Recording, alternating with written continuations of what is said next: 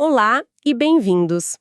Hoje a gente tem um material fascinante que propõe um desafio, né? Construir uma ponte entre dois universos que historicamente se olharam com bastante desconfiança, a psicanálise e a teologia. Exato.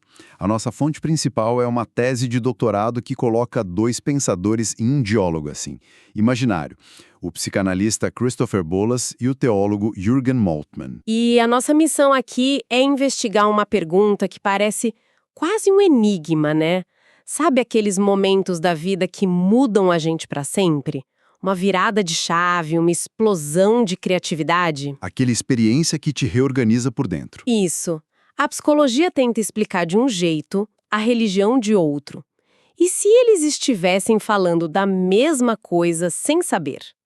Vamos investigar essas pistas. Olha, essa conversa é fascinante, mas ela tem um histórico bem complicado.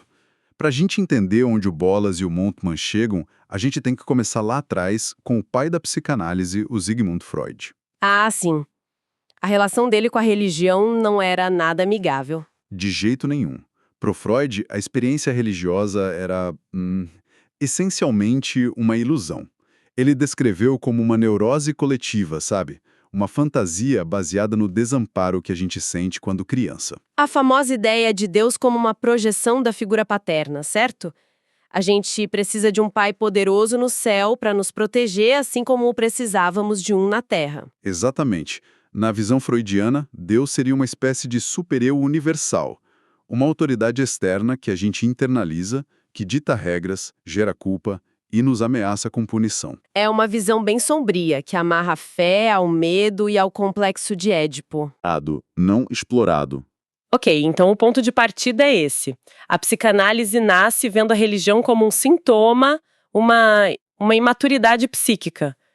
Mas vamos combinar, hoje em dia essa visão soa um pouco redutora. A experiência humana com o sagrado é tão vasta. E a própria psicanálise não parou em Freud, ela evoluiu. Não parou mesmo. E a grande virada, o que permite a gente chegar no Bollas, é uma mudança de foco fundamental. A psicanálise pós-freudiana começa a se afastar do que a gente chama de ordem paterna. A ênfase na lei, na proibição, na culpa, o centro do pensamento de Freud. Isso. E ela passa a olhar para a ordem materna. A ordem materna, a gente está falando da relação com a mãe nos primeiríssimos meses de vida. Exatamente. Pensadores como o Donald Winnicott e o John Bowlby perceberam que algo muito mais fundamental acontece ali. A relação com a mãe ou o cuidador principal não define só a nossa capacidade de amar ou de confiar nas pessoas. Ela constrói a própria fundação da nossa capacidade de crer. Ah, isso é uma virada em tanto. Então, a capacidade de crer não é sobre acreditar em Deus ou numa doutrina específica, Não, mas sobre ter a habilidade de acreditar em qualquer coisa em primeiro lugar. E isso nasce do afeto, da confiança de que o mundo é um lugar seguro. perfeito. A confiança de que, quando você chora, alguém vem. Quando sente fome, é alimentado. Essa confiança básica no ambiente é o alicerce psíquico que, mais tarde, permite que uma pessoa confie numa ideia, num parceiro, num projeto ou em Deus. Então, a base da fé não é o medo do pai, mas a confiança na mãe. Exato. E é exatamente essa trilha que nos leva ao Christopher Bollas. Certo. O Bollas pega essa herança e leva para um lugar ainda mais profundo. Pelo que eu entendi do material, ele tem uns conceitos bem específicos. Vamos começar pelo que ele chama de idioma. Parece um termo estranho. É um termo lindo, na verdade. Pensa no idioma como a sua essência mais única, a sua impressão digital psíquica. É um conjunto de potencialidades, de talentos, de sensibilidades e formas de se relacionar com o mundo que já nascem com você. É o nosso modo particularíssimo de ser? Isso. Algumas pessoas têm um idioma mais lógico, outras mais artístico, outras mais corporal. É o nosso núcleo verdadeiro. Ok, uma impressão digital psíquica. Gostei. Mas se isso é algo inato, como a gente realiza, como a gente fala esse nosso idioma no mundo? Aí entra o segundo conceito, a pulsão de destino. Bollas diz que existe uma força interna, inconsciente, que nos empurra a vida inteira para buscar objetos, pessoas e experiências que nos ajudem a expressar e realizar esse nosso idioma. Espera um pouco.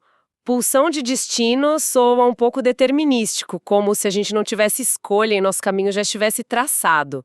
Isso não entra em conflito com a ideia de livre-arbítrio? Ou eu estou entendendo errado? Ótima pergunta. É o oposto de determinismo. Não é um destino pré-escrito, tipo, você vai se tornar um médico. É mais como uma bússola interna, sabe? Uma bússola? É, um impulso criativo, uma fome da alma para a gente se tornar mais a gente mesmo. A pulsão de destino não nos força a um caminho, ela nos atrai para encontros que têm o potencial de desdobrar quem a gente é. E a forma como isso acontece é através do conceito mais importante do Bolas para a nossa conversa. O tal do objeto transformacional. Exato. Para entender isso, a gente tem que voltar para o bebê. Para o recém-nascido, a mãe não é percebida como uma pessoa separada, com seus próprios desejos e problemas. A mãe é um processo. Um processo. Como assim? Ela é um ambiente que transforma estados internos.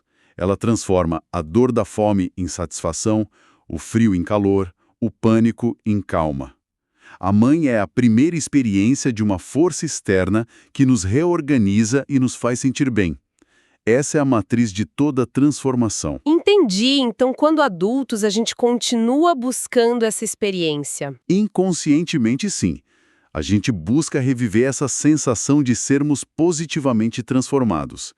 Pensa na primeira vez que você ouviu uma música que parecia que foi escrita para você. Nossa, sim. Ela não era só um conjunto de notas. Ela mudou seu estado de espírito, reorganizou seus sentimentos. Por Bolas, essa é uma reedição daquela experiência primordial. O mesmo vale para um livro, um filme, uma paisagem, uma ideia filosófica ou até uma sessão de terapia que provoca um insight. São todos objetos transformacionais. Faz todo sentido. É aquela sensação de isso me mudou. E é aí que ele faz a distinção entre religião e sagrado. Precisamente. Para o Bolas, a religião institucionalizada muitas vezes nasce de uma repressão. É quando a mãe real, de carne e osso, é transformada numa figura idealizada e assexuada, uma Madonna. Ok. Já o sagrado, para ele, é outra coisa. É a experiência em si.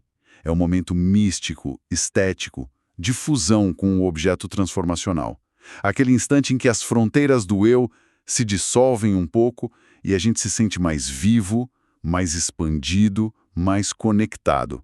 É a transformação em ato. Ok, então a psicanálise nos deixa aqui, com essa ideia de que a experiência mais sagrada que podemos ter é essa busca por momentos de transformação que reeditam o nosso primeiro vínculo de confiança no mundo.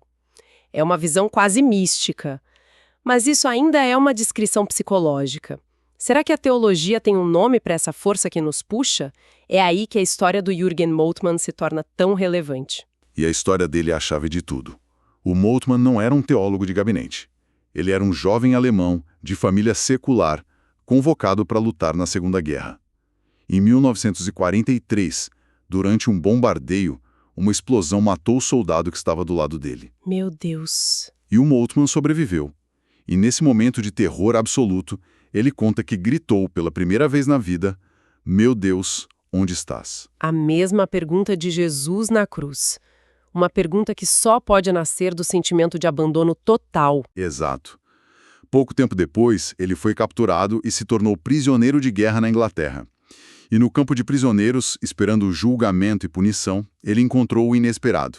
Capelães que o trataram com humanidade, lhe deram uma Bíblia e falaram de um Deus que sofre com os sofredores. Em vez de condenação, ele encontrou graça. Graça. Toda a teologia dele nasce dessa experiência. O abandono no campo de batalha, a culpa de ter sobrevivido e, por fim, um perdão que ele não merecia e não esperava. Uau! Uma teologia forjada no fogo. Como essa experiência radical molda a visão dele sobre Deus e especificamente sobre o Espírito Santo, que é o ponto central aqui? Molda de forma total.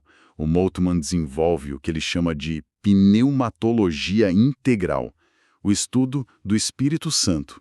Ele faz uma crítica forte à teologia ocidental, dizendo que ela praticamente esqueceu o Espírito Santo. Ou, na melhor das hipóteses, o aprisionou dentro dos muros da igreja, dos sacramentos e da experiência de fé individual. E para ele isso é um erro colossal. Para o Moltmann, o espírito é, antes de tudo, o espírito da vida. Espírito da vida. Gosto do som disso. Mas o que significa na prática? Como ele expande essa ideia? Ele volta às raízes hebraicas da Bíblia para nos dar duas palavras-chave. A primeira é a ruá. Ruá em hebraico significa sopro, vento, hálito.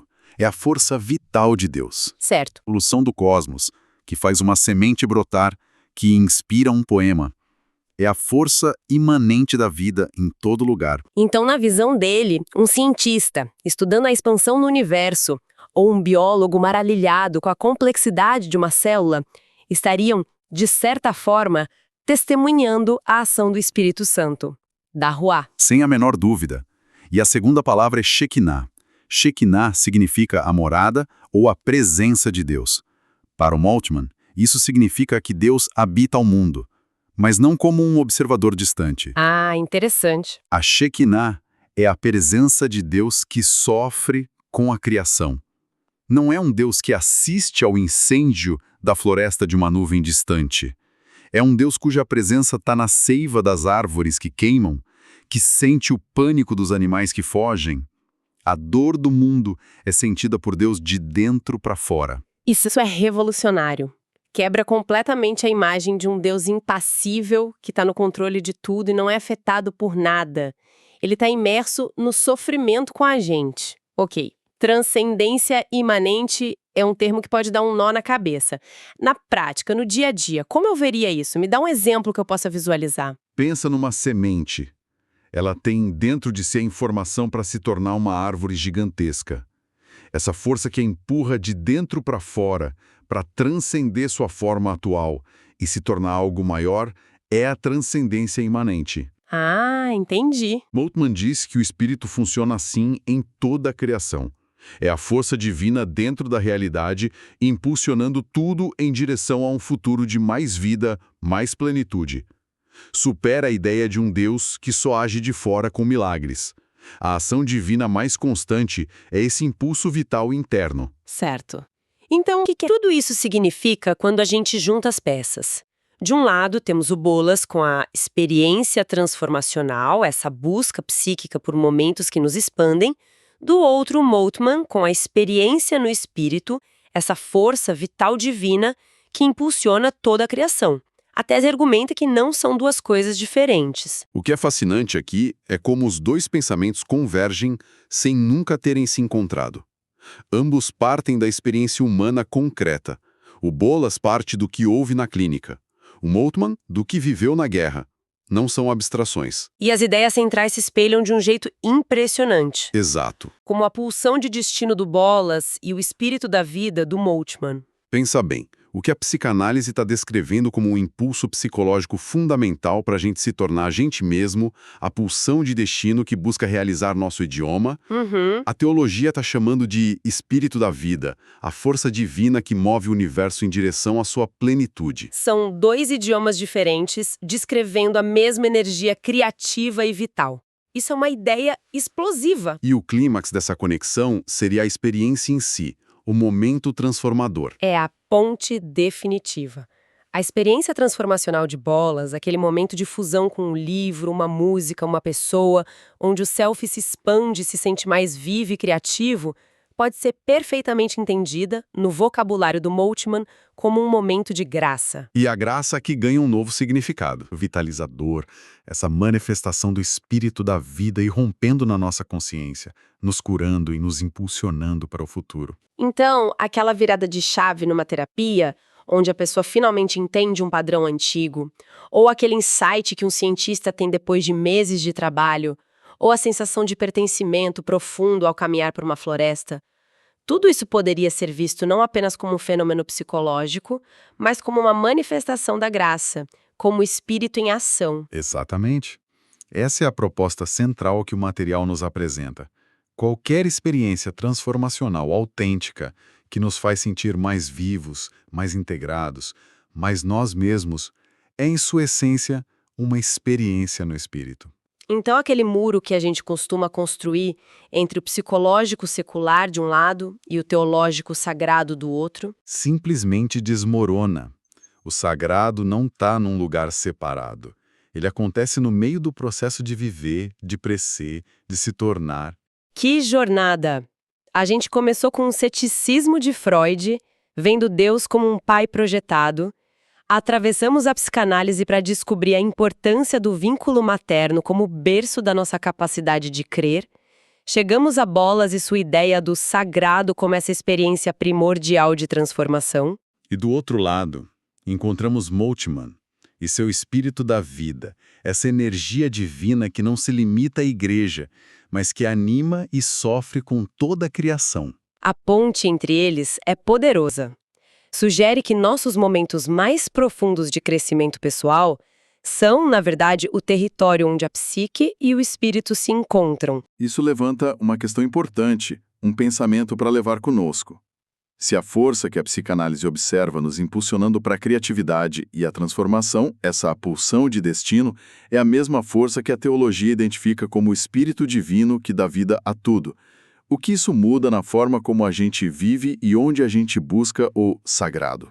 Será que ele está confinado a locais, rituais e textos religiosos? Ou será que ele se manifesta de forma igualmente poderosa e talvez até mais frequente nos momentos de mudança pessoal, na expressão artística, na superação de um trauma e no longo e às vezes difícil processo de autoconhecimento?